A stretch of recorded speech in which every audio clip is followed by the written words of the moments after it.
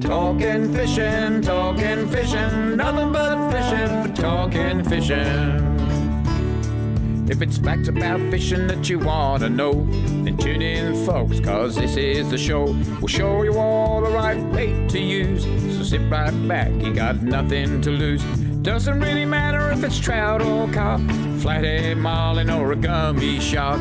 Listen to the guys and you can't go wrong. They'll be talking about fishing till the cows come home. Talking fishing, nothing but fishing, we're talking fishing.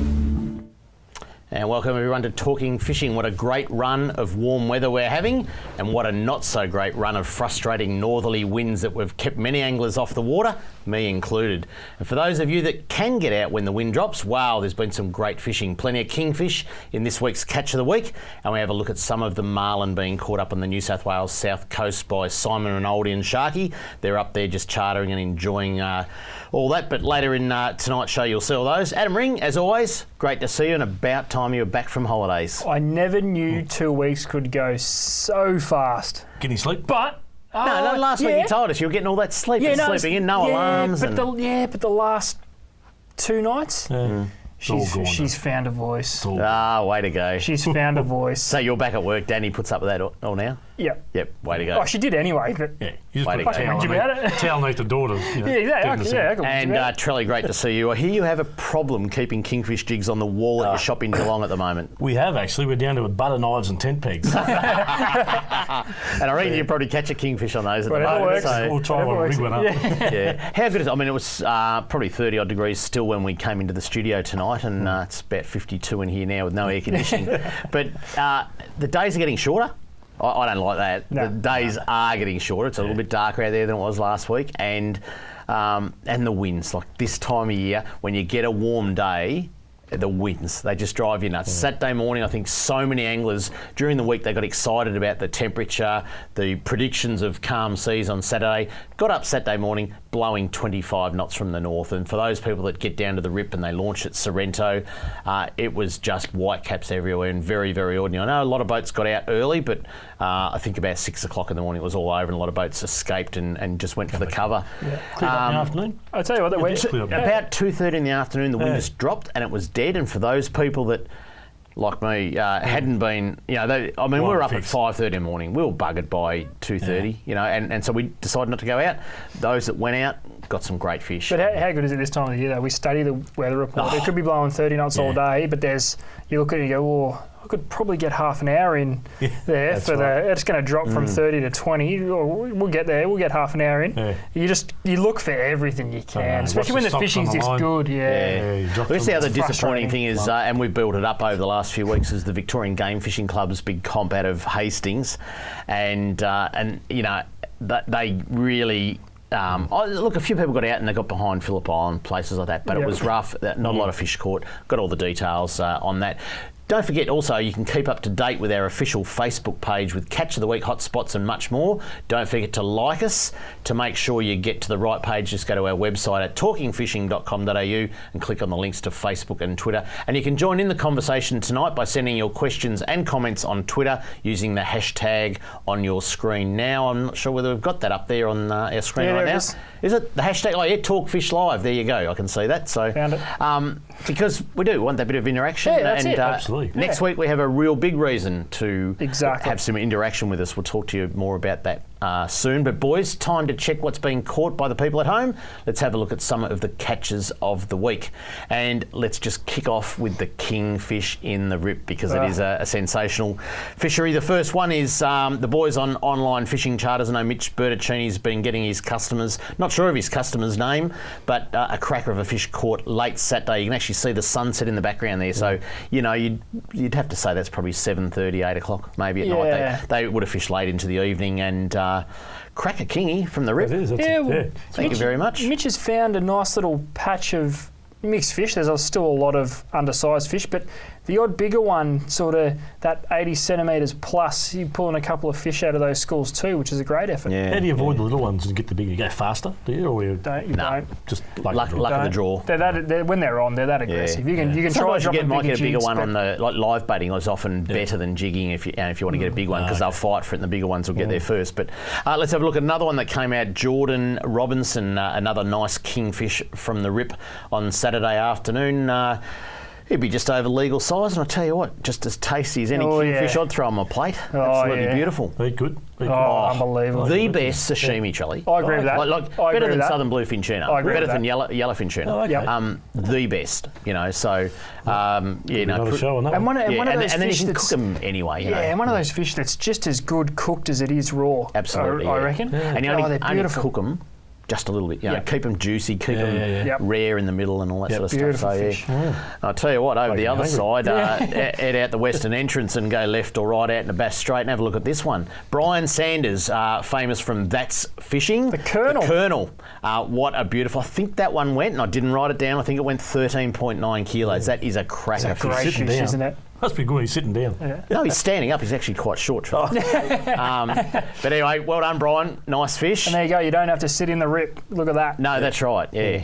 Plenty of fish out the other entrance as well. Yep. So, some cracking kingies, and I tell you, all we need is a good weekend, and we'll see hundreds and hundreds of boats out on both bays, out the heads or out the entrance. And we've still got a solid 2 months couple left of months of cracking. Last year we didn't see this happen until March. Yeah. So this is out of control. This is going to go right through. This is great.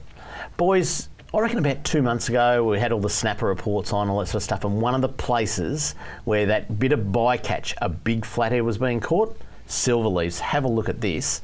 Brian, haven't got his last name, a 76 centimetre flathead off Silverleaves. Real dark fish, isn't it? That's a dark fish. Real dark fish. Hit on him like a crocodile. Yeah. That's a awesome. cracker. Yeah. Tell you what, a couple of fillets off him would go down well. Bit of beer batter. He was probably sitting there fishing for whiting. Yeah. What's this? Number 6 long shank. I think he got it quite deep. Okay. But anyway, it's Still what great a cracker fish. of a fish. Great fish. I'd be happy with that. Oh, yeah. Anyone would be It happy only with takes that. one like that in a day, doesn't make you happy. Oh, Yeah. definitely. Another man that was fishing not very far from Silverleaves, off Cows, out deep, off Cows, Glenn Wasink, and a nice 18 kilo gummy. You'd have to say thank you very much, eh? Haven't the gummies been the silent assassin? Oh. We've had 15 kilo plus gummies, I think, for the last probably 3 weeks on Talking Fishing, plus all the other reports we gather during the week. But no one, we're locked into kingies, and rightly so, because it's amazing. But there's some big gummy sharks getting caught at the moment, and everywhere. Not just from Western Port, but Southern Port Phillip Bay. Yeah, and we do need to apologise to the people at home, because seriously, there was that many photos that we could have put up this week. Yeah, exactly. I mean, I haven't got a whiting photo there. Yeah. There were so many whiting pics. I reckon there was 5 or 6 classic gummies. And I thought, no, nice one in the dark off Cows. It's a nice picture. Like in the bucket, do you pick them out, or how do you pick them, Dave? Oh, I just pick them randomly. The speed at which we put this show together, Trelly, it's just whatever comes up first. So if your photo doesn't make it, you can send your complaints to Kramer at ifish.com.au. If you actually email it 3 or 4 times, you'll get it. So, but no, seriously, I do apologise, because a lot of people do send us photos and we cannot get them all on. Have a look at this one. Trelly, I had to put up a freshwater fish as well, because... rightfully so. And we don't do it often enough this time of year because of the saltwater content. But Sean Marshall, a beautiful 81 centimetre Murray cod, he caught that in the Murray River near Strathmerton. Where's Strathmerton? Strathmerton's near Catupna. Oh, yeah. No, between Adelaide and Malakuta. Exactly. Yeah, just between Adelaide and Can't take you Malakuta. folks too much. It's near Yulupna Island, which is from Shepparton. It's basically straight north of Shepparton. But that's a pretty thin Murray cod, actually. Normally they've got a bit of a fin. I know that tree too was in the background. I know where he was. Yeah, probably had a running machine, or what do they call it? Those exercise bikes or something must like have that. been the faster water, that one. Yeah. He must have been, There has been some really good reports in. So doesn't the cod fishing just keep getting better and better? I can't. There was photos this week from Eildon and that, and I mean, you can only do so much, like I said. And a lot of people are concentrating on the kingies, so we want to put some kingies up there. But I tell you what, there's some good pics, and if you'd like to send in a pic of your catch of the week, this is what you have to do. If you want to be like me and have your photo on TV, email your fishing picture info@ifish.com.au. And a lovely little trevally there by Kirsten. I'm going to tell you where the trevally are biting the best right now, but coming up shortly. But coming up on Talking Fishing, product of the week, and we look at the results of the Vic Game Fishing Club's comp and some of the marlin being caught in New South Wales straight after this. Talking fishing. Talking fishing, nothing but fishing, we're talking fishing. And boys, product of the week this week, something that people would just take for granted. A tackle tray is a tackle tray, isn't it? Like, Not it's really. just a bit of plastic, few Not really. compartments and all that sort of stuff. It used to be. It used to be. It used to be. Our good friends supply an amazing range of tackle trays these days. And Ads, take it away. Let's have a look at the first one. It's endless, but they all have their little purposes. This one here is a little two-tiered beauty. You open up the top compartment and... Now, I only realised today, because I'm not that smart, that this little code on the front here, 1345, means there's 13 compartments up to 45, because if you put all the little dividers in, you go 45. Yep, all your dividers come in the tackle tray and ready to go. Yeah. That one there's got a nice little shallow tray at the front, so anything that's not too bulky and not too out of control, hooks and bits and pieces. And if you want to throw a few lures in there as well, you can lock down the top part, open up the bottom half, and you've got a like deeper tray in the Should have bottom. got Trelly to do it, because he would have left the top one open. Yeah, It would have all so spilled we should have over. filled it up. I know, I've Should have done filled it that. up. I've done that, yeah. So that's a little It's that's called a little about beauty. 500 pickup. but- Yeah. So that's a little beauty. You can fit a heap of stuff in there. Two-tiered. Just be careful and, like Dave said, lock down the first part before you open up the second. Otherwise, you're going to be Unless you putting want to everything play back a together. joke on Trelly like he just did on me. Now, waterproof. Yep. And this is awesome. Hang on. Why do you need a waterproof tray Well- when you've just been dunking all your stuff that's you're I going to put in know, there I in the know. water? Well, these really come into their own with a lot of the smaller open boats that are likely you're likely to get a little bit wet. Yeah. Estuaries, Little bit of spray. you come through the lake on the way home in those estuaries, shallow lakes, and it chops up a little bit, and you've got stuff going everywhere. These have actually got a rubber seal that runs all the way right around the rim of the box And the perimeter. so that when you lock it down, no water's getting in. This is too hard. No water. I quit. So you don't get any water in that. You don't get any water in that one. Makes it Hence waterproof. why it's waterproof. Even though everything you've just put in it's got been in water. Exactly. Well, you picked them. Yeah, I know. The water, the hydroflow. This one, let's the water in. This has actually got a useful purpose, Dave. The hydroflow. That's right. So you can put them in your waterproof one and lock everything in, or you can put them on this one, which has got a series of holes all over it. Yeah. So that you can fill this full of your squid jigs.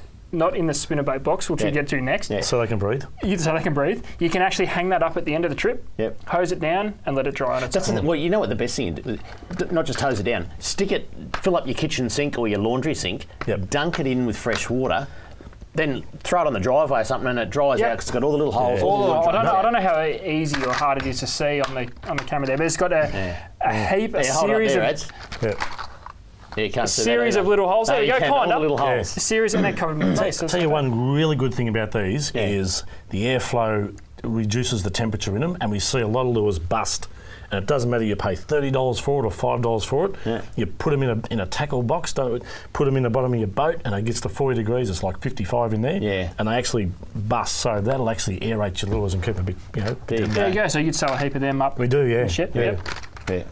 Trelly, I'm going to handball this one over to you because you probably know a little bit more about it than I do. Yeah, these And it's are not a squid jig box, Dave. I'm Just telling saying. you, No, I it's use not. this for my squid jigs. yeah. So this one here's got the little perforations, big word for me, along the top here, and they actually slot in. So there's a few there, but these are really, really good for spinnerbaits because they just hang over those little notches there. So you got the skirt on one side and the head on the other, and you can fit quite a few in there, which is really good. Well, so what do I do with that? I turn those things upside down and put the dividers upside down and put them in. Yep. And then I can get 6 squid jigs in each. That gives me 30 capacity squid jigs in there. What if that one pops out? It's a game. I wasn't good at holes and squares. So while Trelly tries to figure out how to use the spinbait box, we'll move on to the next one. That's good. What's this one? This is almost a bit of a combination of everything. Yeah. This is something you put flares, Waterproof phone, with holes. wallet. Yeah, waterproof with holes. This is the upgraded waterproof.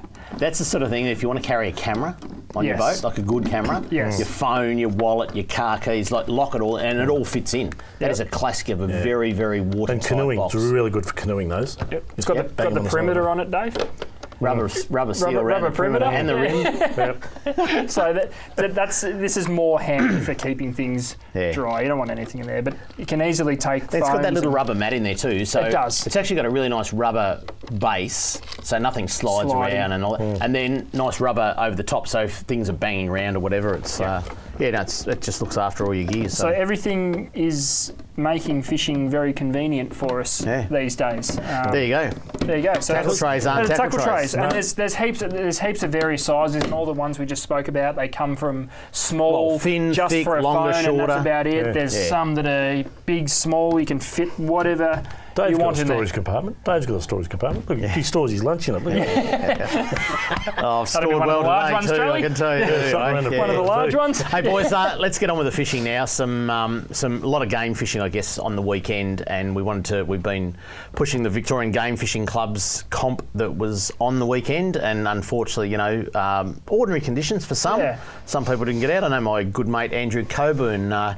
He just took a little bit of a fall on Saturday morning, broke his arm. He was dying to fish it. I know Scotty from work fished it, and a few of the boys. So only 2 fish caught. Well, when I say 2 fish, 2 sharks caught, 1 released, 1 caught. I think we've got a slide coming up with a photo of the winning shark, which was, I can't read that from here. Can you guys read that? 157.4 kilos. And it was, and it was caught by a Dan Stanilovic. I have trouble saying that. But anyway, well done, Dan. Great catch. And it was the only weighed-in fish for the whole tournament. So they would have gone pretty close. tough fishing. You'd think that would have gone close to winning even if the weather was good and there was a few more fish caught. That's a big shark. Yeah, that's a big shark. Yeah. You know, one of the things about that comp too, even when I call it the real comp because it was down at real so often, but there's always a big shark, always a big mako hung at that comp. So, and we've been saying to people, get down there and have a look because you don't get to see that every day. Some of the game fish that come out of Victorian waters, particularly this close to Melbourne. And speaking of sharks, Matt Casser, who's been working with Real Time charter boats, they've been doing a lot of kingy fishing. He sent me through a photo, and sorry, Matt, if you're watching, it was a little bit late. We couldn't get it up on the photos there, but they had an estimated 100-kilo bronzy hooked. I can only assume they were kingy fishing because they have been doing a heap of that lately down in southern Port Phillip. Yeah. 100-kilo bronzy on 6,000 size reel and 60-pound leader or something. Managed to keep it hooked up for 20 minutes and got it close enough to get a good underwater photo of it. And that was unintentionally released, and away it went, which they would have released anyway. But we're in, this is, I guess, if we have a shark season, we're probably in it. This comp, they target them, don't they? That's they do, yeah. I think a lot of people went out on the kings, to try and get a king early, and then hopefully the wind was dying down, get out in a Bass Strait proper a bit further out and try and get a shark. So, But how good's that for future reference when this comp comes around next year? Everyone's trying to figure out now what they're going to target for the game comp. It was just go out to anywhere from 30 to 70 metres and set up a drift and try and get a mako. Now there's tactics. Let's go and get a kingy in the morning and then see if we can go and upgrade with a shark in the afternoon. A lot of people went and got bait in the morning and found it a little bit tough. There was a lot of boats on the bait grounds and getting slimies and yakkers and things adding like that. a bit of dimension to and all different rods and reels, all different rigs, rods and reels. Everyone had their things, and a lot of them who obviously affiliated with the club, they're comp fishing, so there's all line class outfits and everything's measured to a T, so they can claim records if need be, and it's quite an interesting setup. Good for Victoria, good for central Melbourne too. So boys, let's head up the coast now, south coast of New South Wales, and there's been a fantastic marlin bite, I reckon almost since Christmas. I mean, I was in Narooma for 2 weeks from Christmas, and there was marlin caught almost every day that people could get out. Some fantastic fishing, and good friends of the show, Simon Rinaldi with Red Hot Fishing Charters and Wayne Sharrick with Sharkmen Fishing Charters. I know Simon's at Port Stephens and Sharky's at Bermagui, so they've gone to different places. And there on your screen right now is Trevor Holmes from Tolondo hanging on to a nice... That's not a trout. A nice little black marlin up at Port Stephens with Simon Rinaldi, and he had an absolute ball out with Simon. I think they got 5 marlin. 7 dolphin fish that were all undersized, so they had to let those ones go. But some fantastic marlin being caught at Port Stephens. And then, so good. If you go to Bermagui, and I know Wayne's very lovely partner, Lou Walsh. Lou took some cracker photos. She's a great photographer. That's awesome. That's one just coming out of the water, the back of Sharky's boat. Imagine that. Yeah, I remember I was been talking to Sharky via text message and got a message from him first thing. When was their first day? A week ago? Yeah, their second Maybe day. last Thursday. Their second day fishing got a text message from Sharky saying, just got a double hook up in the first 5 minutes of fishing. Yeah. And then I think the weather got a bit average and they had to come in. But Yeah. imagine that first 2 baits down the water, 2 marlin. I think they landed one and lost one. We're not just here plugging charter boats and catching marlin, that because some of the people that get out on these boats now, we'll just put that slide back up again. I know it was just up a minute ago, but that young man there, Sam, I think his name was, they've been going to Bermagui for 6 years and never caught a marlin, and they went out with Sharky and bang, got his first one, a nice stripe. In fact, I think they got 3 that day. So, and to show you how good this is, people are doing 2-day trips, driving to Eden and Bermagui, just wherever the water's sitting best. Yeah. And the good thing is the water's just moving up and down the coast and it just refuses to go anywhere, which is why we're seeing this brilliant fishing. yeah. People are going for 2 days. They're towing their boats to Bermagui, and it's not an easy tow. And catching marlin for a couple of days, coming home and going back to work. That is how good. We're just trying to put into perspective how good the marlin fishing is. If you watch the weather, some of them haven't got real big boats either. No, all trailer boats. In like stuff that float around a mile whale and caught marlin. And they're just, there's nothing more scientific than go out to the 12 mile or wherever the boats are heading, but I mean, it's no more difficult than heading out to the 12 mile and finding some bait balls, finding the fish are feeding on them, throwing a livey into the bait ball, it'll scoot left and the marlin goes left and you're on, and you fight it for the next 2 hours. And it's such a great little community that they'll get a couple of guys from a group go to Eden, a couple go to Burmy, and they'll either both get them and awesome, life's good and everyone stays there, or they'll drive from Burmy to Eden for day 2 if it's all happening there, or go from Eden to Burmy for day 2 if it's all happening there. It's just a great little fraternity. I think we've got another slide there too, another marlin in the water, and I don't know how good that comes onto your screens at home, folks, but just a marlin lit up. One of the best sights in the ocean. Magnificent. Their fluorescent stripes is just something to be seen in real life if you can ever get the opportunity to see that. If you ever see several marlin, I should probably bring I've got an old video that I took on the old VHS, 5 marlin feeding on a bait ball, and they're all lit up. Like fluorescent tigers of the ocean, and just sensational. And, all I can say is they're probably around for another couple of months as well, if not longer. Yeah, true. But that water, that warm water is just holding steady. It's congregating bait. There's marlin everywhere. If you get the opportunity, take it. Because it hasn't been this good for quite some time. No, it's pretty good. What was I going to say? I was going to say something else about the marlin fishing. I mean, it's as easy as I think last year a few of us went up and did the bluefin tuna off Bermagui. We drove up on the Sunday night, stayed the night, fished all day Monday, drove home Monday night. If you want to do that in marlin season, do it, because the opportunity is there right now and over the next month or so. So I'll get your guys maybe later on the show. I just want your opinion on killing a marlin and eating a marlin. Just want your opinion on that later on. Have a think about that. Up next, Fisheries News, and I'm going to tell you where the crickets go during winter. See you after this. Talking fishing. Talking fishing, nothing but fishing, we're talking fishing. And now it's time for the news, the Fisheries News. It's a bit fishy to me. Nothing to see. And a little bit of fisheries news this week comes through.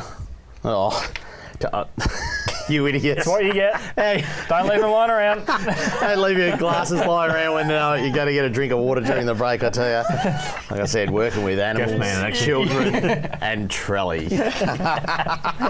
The Victorian government is expanding the estuary perch stock to improve fishing opportunities for wreck anglers. More than 100,000 estuary perch fingerlings have been stocked into 7 lakes and rivers across Victoria, including 3 new waterways never before stocked with the species.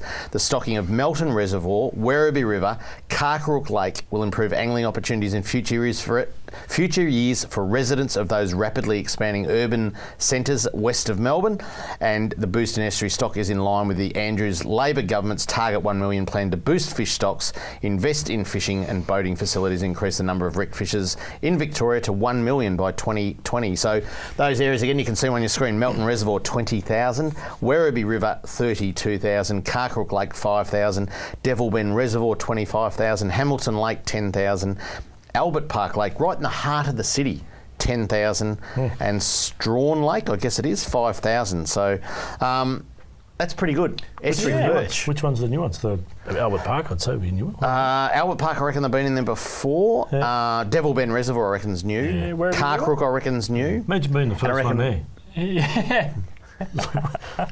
Where's your mates? You know, it's like, What would they say? What would they say? You were an estuary perch and you go straight into Devil Bend Reservoir. yeah, you go, "Way, anyone home? Where's your, you know, where's the other 10,000? Yep. Oh dear, the things you have to talk about. Talking of Devil Bend Reservoir, I want to talk about Devil Bend Reservoir.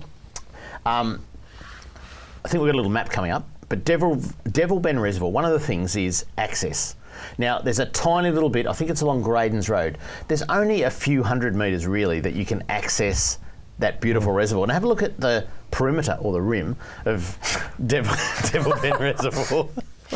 The shoreline. There is so much shoreline to fish. Imagine if you could get a kayak or a boat with electric motor out there. How good would that be? Now, the thing is, I reckon there's got to be 40,000 trout, maybe more, that have been stocked into this lake, and there are some monsters. So they've been there a long time. Yep. There's marron in there. There's big reddies. There's redfin, because Gary from work got a reddy the other day. And now there's 25,000 estuary perch in there.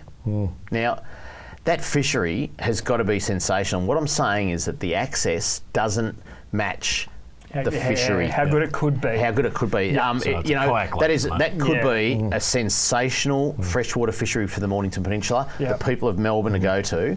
And it's there. It's not a water storage anymore. It is there for nature, for fishing, for horse riding. It's a great little park, and I think we just need to do a bit of work. And I should also mention Fisheries Minister Jarla Pulford will be she'll be in the studio joining us next week for the whole show. If you have a question you would like to ask of the Minister, drop me an email, kramer@ifish.com.au, and we'll pose your question to the Minister, and one of them will be about access to Devil Bend, because I just think it just needs a little bit of improvement to when you that look access. at that lake, you look at that lake as just the fishing opportunities that's in that lake, from points to bays to, there must be like little rock points or something. There's cliff faces going into the water trolley. There is actually a boat ramp, because it was a Melbourne water storage unit, storage facility for quite a long time, and they used to get their boat on there for maintenance, and there's a wall and a big tower thing. I don't know what they do with all that sort of stuff. But so there is access by boat. If they could somehow get public access to that, and a bit like Blue Rock, don't have big powerful boats doing 100 kilometres an hour. Have a nice neat speed limit, or even if you want to restrict it to electric motors, something like that. Kayak fishing, kayak fishing's paradise. Yeah. Big thick weed beds around the rim. There's obviously there is structure there to hold fish. It's nice and deep. It'd be awesome. Again, it could be a year-round fishery too, with the introduction of the other species. Oh, absolutely, yeah. This time of year, like the trout do go deep and hard to get, but you get a heap of reddies. But you got the bass. Oh no! Sorry, not the bass. Those perch start getting size. You'd be catching them on surface of dusk. It'd be mad. Yeah, that's the one they stopped, wasn't it? Yes. Yeah. What? The new fish. Yeah. Estuary perch. Making friends with the redfin. They've been calling out with the redfin. Boys, last week we posed the question: where do the crickets go and grasshoppers? That's right. Yeah. Where do they go during winter? And we got quite a lot of mail on it. It's on Facebook, it was on my text messages on the phone, all that sort of stuff. Some crackers, I bet. There was some crackers, but they all come down to this, which I think's right. Yeah. Although some people wrote to me and said, it says in the textbooks this, but it's not right. So who knows? But I'm just going to say it says the adults reproduce in high summer and the eggs remain dormant through autumn and winter, i.e. for almost 10 months. By spring or early summer, when the temperature is warm, the eggs hatch. So, from what I can gather, the crickets die. They go to Beetlejuice. But before they die, they lay eggs, and those eggs lay dormant for 10 months and then become more crickets. So that's when the next 10,000 come to your bedroom window and go Makes sense, yeah. all Makes night sense. in your ear. So there's crickets everywhere at the moment. Yeah. Was that the best letter you got, was it? You didn't get enough. I had to compact about 5,000. Took the most sensible one. 5,000 scientific reports, and I put them into about 4 lines, just like that. I'd love to hear some of the other ones. Yeah. Oh, there were some crackers. Yeah. There were some crackers. But anyway, apparently that's where crickets go, and grasshoppers, I presume. Yeah, Most people wrote to us about crickets. I tell you what, with the fish tank at Cranbourne Tucker World, you wouldn't want to be a cricket coming through the door. We got yellow belly and bass in there, and if you get a cricket or a grasshopper Straight and in the just tank. put it there, it's just boof. They know, don't they? Straight in the tank. Yep. Just absolutely gone. Yeah. But anyway, Kramer's mailbag plus all the details on Western Port Whiting Challenge up next on Talking Fishing. Talking fishing. Talking fishing, nothing but fishing. We're talking fishing.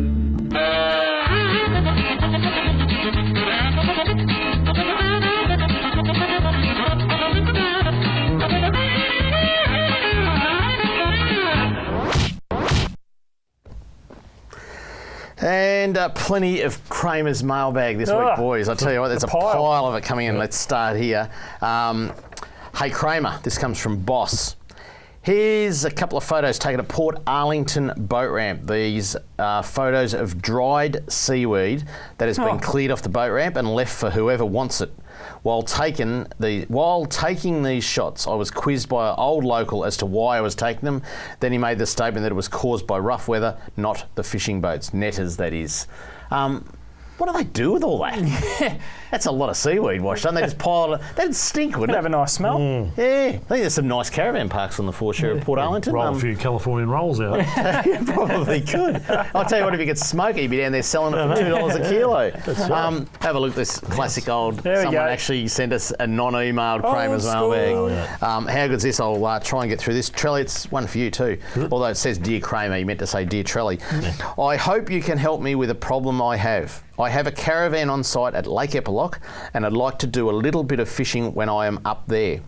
But I don't know what is going on with the water levels up there. 8 months ago you could catch redfin, a few yellow bellies and good sized carp with the water level go. But now not a lot of any fish being caught. Now the water level is down to 54%. A lot of places would love to have 54% and still dropping. Finding fish is hard to do. I'm wondering if Goulburn Murray water are letting too much water out, hard to read, sorry. Is it going to be like Tolondo? Can you find out what is going on? We used to have people all around the foreshore fishing with the kids. Now we have no families fishing and a very low water level. Even tourism has dropped off. Hope you have an answer for me from Brian McDougall from Epping. So, Brian? I would have thought 54% was all right, but is it not? Yeah. No, well, do you know Epilock? Yeah. I know, yeah. Well, Brian could actually move his caravan to Tolondo. But, on the serious side, right, what you could do. Actually, Epilock's probably one of those lakes. It's a bit like that last one we just showed. It's got a lot of little nooks and crannies and walls and things like that. It's actually a really, really good lake to fish. Is it a shallow lake? No, it's a pretty deep lake when it's got a fair bit of water. So if it's got 54%, what's the go? Is it not good enough? We've got to remember that these storage lakes are put there for irrigating. Yeah, okay, right? yeah. So the levels it's dropping will go up quite and down. quickly. Yeah. So this time of year when we've got no rainfall for the last 2 or 3 months to talk of, such in that area, the irrigators are drawing on it. That's what happens. But look, it's just a matter. It's like everywhere. You got to chase them. Little yabbits, try your trees. Keep changing. Vibes. The Biblis vibes work very well over there. Yep. Back to your live bait. So and on a dropping water level, it makes it really hard. Do you think that the problem is that his caravan used to be waterfront and now it's 200 metres from the waterfront? All right, better keep going. Yeah. John Politis, I think it is. Hi, David. I know you get a heap of emails, but just to say thanks for the great work that you guys do for the recreational fishermen. It's television shows like this that I look forward to watching every week. Excellent segments, including Catch of the Week, Product of the Week, and Hotspots. We recently had the privilege of meeting Adam at Mornington, and would like to meet you and Trelly. Hope this show continues for long term. Cheers, guys. Keep up the good work. A couple of things on that. One is we go right through till April 28th. So we've got plenty of time. Still got a couple of good months. And John, just for you, the three of us, we might just do a couple of stage shows at the Melbourne 4x4 and fishing show and whatever they call it, expo and all that sort of stuff. At the Melbourne Showgrounds, I think it's in August, or we'll get some dates anyway in the next few weeks, but we will take Talking Fishing onto the stage and we'll do a couple of shows up there and anyone can come and meet us and have a quick chat to us then. Getting through this from Don Newman. Now, Don actually turned 93 last week. He's from Western Port Angling Club and he said, on last week's Talking Fishing, Trelly asked whether you could win more cash than the $1,000 for a whiting greater than 1 kilo. Do you remember asking that, Trelly? Yeah, that's right. Yeah. It's the only thing you remembered from a week ago. Yeah. The answer is yes. Paul will pay $1,000 for the first King George whiting, 1 kilo or more. But Gotcha will pay $50 per 100 grams for the heaviest whiting, up to 1 kilo. But that will double to $100 per 100 grams if the heaviest whiting, this is getting complicated. So I didn't do year 12 maths. Per 100 gram if the heaviest whiting is over 1 kilo. Therefore, if Zach Miller, who was the guy who got the 54 centimetre 1.33 kilo last week, had caught his 1.33 kilo whiting during the challenge, he would have won $1,327. Oh, it was a 1.327 kilo from Gotcha, plus $1,000 from Paul Worsing if there was no other whiting over 1 kilo. Fish. Yeah, Looking forward to getting my... Oh, that's a little... looking forward to getting my presents from you all for my birthdays that I've had over the last few weeks. No, you stop getting presents over 90, Don. Yeah. So anyhow, there you go. If you can wrap all that up, I think he actually So that would have been a $2.5 grand fish. $2,327. Thank you very much for That's that fish. ridiculous. With a belly full of sinkers. Yeah. All right, the last one. Better keep going. Remind me in a minute. I'm going to ask you about killing and eating marlin, and I've also got to plug the whiting challenge because it is coming up. This is from Neil McFarlane of Druin. He's written into us several times. Hi again, David, Adam, and Trelly. Always watching this great fishing show, and I'm waiting with interest for you to give meaningful details on the following. Lake Tolondo. It has been filling now for several weeks, but we haven't seen how high the current water level is. When the Premier opened the floodgate, the lake was in the background. How much of the shoreline has now disappeared in this area as a gauge to how much water has flowed in so far? And he also asked about Hazelwood Pondage and Barramundi. We'll get onto that in a second. Tolondo. Tolondo. Yep. Had a chap in the shop in Geelong today. Eric, his name was. Yep. He'd been over to Tolondo, and he said that the lake had risen, on his estimate, around about 1 foot. So in the old measurement, which is, and he says trickling in quite slowly. Now, I might get this wrong, Dave. You might be able to back this up. He said the temperatures dropped from about 23 degrees to about 18 degrees. But gee, that's good. That's so what I think they're doing, Charlie, because I mean, everyone thought, oh, it'll be in 3 weeks or something like that. It's not. They're trickling it in at about 100 meg per day. Now, if they did that, that's 50 days. But I think it's even dropped even further right now. So they're just trickling it in. Doesn't have as much of an environmental effect on flooding and all that sort of stuff. So, so it's slowly going in. It's going to take a couple of months, it looks like, and it's absolutely fantastic for the fishery. But bear in mind, even though you say the water temperature's gone down, it is summer. Trout go deep, and even though the new water's going in, it's still warm, and it's probably not the best time for trout fishing. So, and it's not a quick change in temperature for them that way too. Yeah, exactly. Now, Hazelwood Pondage and Barramundi, you have mentioned on several occasions that stocking of fish is proposed. How about a realistic update of just when this event will occur? Is stocking imminent, or is red tape causing a delay? Please let us all know when. When it does occur, maybe for the first year or two, it could be catch and release only when fishing for barramundi. I'll tell you what, we'll put that to the Minister next week. Yeah, Where's definitely. Hazelwood? I know there's been some high-level meetings between the state government and the owners of Hazelwood Power Station, but that's all I know. Yep. I reckon let's leave that for the Minister next week and get an update exactly when the barramundi going into Hazelwood. Now, very quickly, I know we've got some tweets to show, but the Western Port Whiting Challenge is on very, very shortly. I think we've got a slide to come up only in a few weeks' time. Get along to it. It's Saturday, 28th of Feb and Sunday, 1st of March. A great comp. And if you get one that's 1.327 kilos, you would win yourself $2,327. So there you go. Lots of prizes. Rex Hunt's giving away the prizes, doing the presentation, all that sort of stuff. So that's all good. Sorry, I meant to close mailbag. If you'd like to write to me or these blokes, this is what you do. Send your mail to Kramer's Mailbag, PO Box 734, Patterson Lakes, Victoria 3197, or email kramer@ifish.com.au. Now, couple of tweets very, very quickly. There was one, I'll probably flash them up on the screen in a minute, one about where do you go squid fishing at New Haven? Where would you go, Kev? Sorry, Kev. I think that's from Adam, sorry. Come on, Kev, answer. I would round the corner into Cleveland Bight. Yeah. Would be the most well-known, most popular, and probably the most reliable. Bet you'll get them up through Coronet Bay, Reef Island, Elizabeth Island. It's all the best Cleveland Bight. Go to Cleveland Bight and use white or red. We'll get to a few more tweets in a minute, and you can keep up to date with our official Facebook page with Catch of the Week, hotspots, and much more. Don't forget to like us. To make it easy, just go to our website at talkingfishing.com.au and click on the links to Facebook or Twitter. And coming up on Talking Fishing, this week's hotspots and what's coming up on C31 Fishing right after this. Talking fishing. Talking fishing, nothing but fishing, we're talking fishing.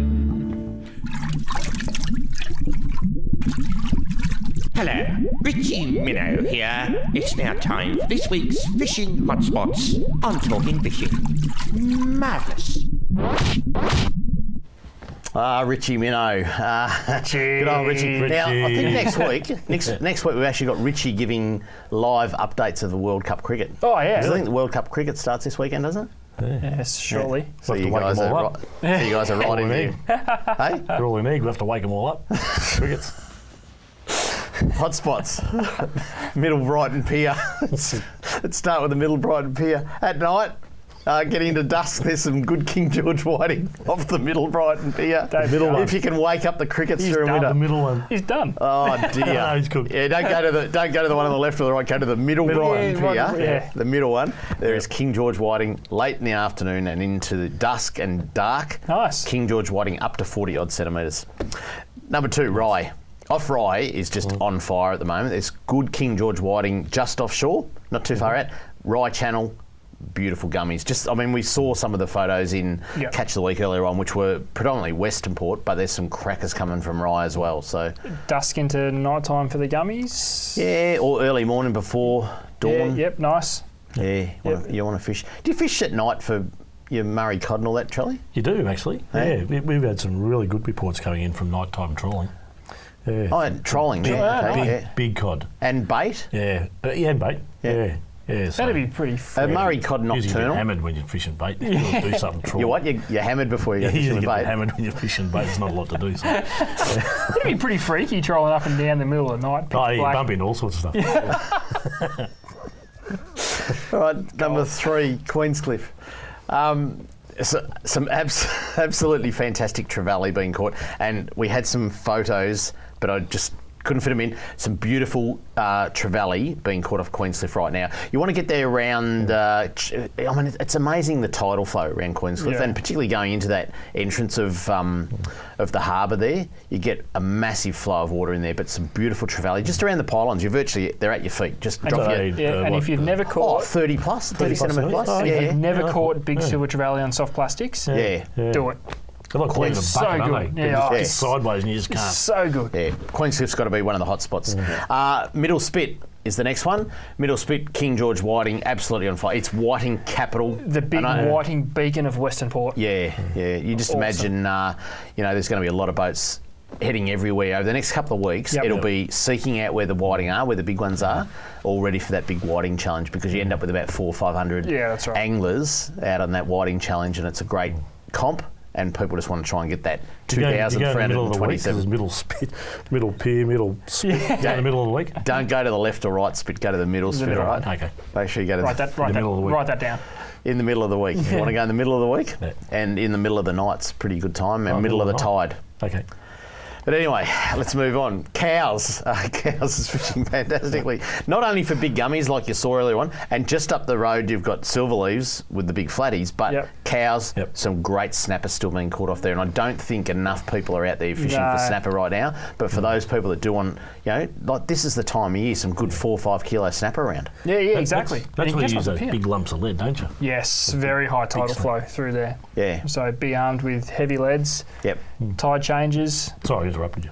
That's all right. I thought you were going to say something stupid about cows, like moo or something like that. And number 6, the hot spot. Bermagui. Sorry, we've gone out of the state. We've had to do it. Yeah. We try to keep this show to Victoria. It's too but good not you've to got to get to talk about. Bermagui. And I know a lot of the game fishermen, I think, are still going, hang on, I've got to get my feet of kings. I've got to have my fix of kingfish. A lot of people haven't done it yet and they want to do it.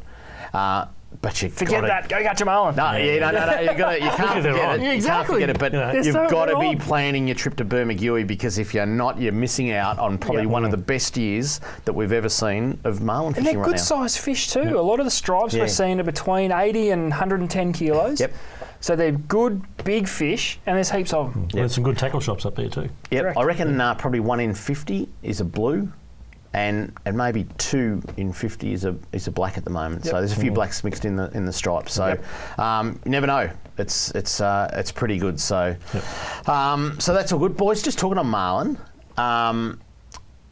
killing and eating a marlin. What are your thoughts? I did it once in my life. It was 2005. I kept what I thought was a small one, 136 kilo striped. Hung it. Took the photos, got the photos forever, cut it up, got 500 steaks, enjoyed a few of them. I think it wasted a bit of meat. Yep. What's your thoughts on killing and eating a marlin? I am typically a catch and release type guy, but there is nothing wrong with taking one. Probably try and take one of the smaller ones because you get a ridiculous amount of meat off them and you don't like to see wastage. Me personally, I would catch and release because they're an iconic sport fish. Yeah. They're just something that I think. And once you see one, I've never seen one in the flesh, in the water. I've never seen one. Once you've killed one, you actually feel really, really bad about it. That was my experience. I felt really bad about it. Lots of video, lots of photos, but I don't know. They just don't seem like a fish that you'd be all for catching and cutting up and cooking. Not like, say, a whiting or a calamari or something like that. So I'd be inclined to release myself. Yeah. I'd kill one. Just one. Just a little one. Try it. A little one, like you say. But I'm all for taking one. There's there's nothing wrong with it. legally you're allowed There to. is nothing wrong with it. Yeah, there is but nothing wrong with it. It's a bit of a question like, do you cut down trees, but does a tree grow in 10 years or does it take 500 years to grow? Yeah. So I don't know how a marlin grows. If they grow over a long period of time, well then, but if they grow really quickly, well that's, Well, there's no shortage of them. It's not like they're on a protected species or an endangered species list. By all means, if you want to try one to eat, go for it. They're not, from what I understand, they're not a bad eating fish. They're not the greatest. Once you took one and the that'd be experience, it for the rest of your life. Yeah. Because they've got the aura. Boys, we've got to have a look at what's coming up on C31 very quickly. If we can, I'll try and read this with a bit of residue from sticky tape on my glasses.